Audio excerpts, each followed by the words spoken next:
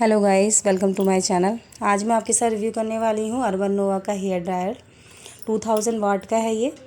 काफ़ी अच्छा ड्रायर है। काफ़ी टाइम से मैं यूज़ कर रही हूँ। 6 मंथ ऑलमोस्ट मुझे हो गए हैं। अभी तक मुझे इसमें ऐसी कोई भी प्रॉब्लम नहीं आई है। आप इसको अमेज़ोन से या कोई भी अदर वेबसाइट से आप इसको परचेस कर सकते हैं। इसमें रेड और ब्लैक कलर का बटन देख रहे हैं, ये टेम्परेचर कंट्रोल का है और ये कूलिंग के लिए है, ऑन ऑफ के लिए है।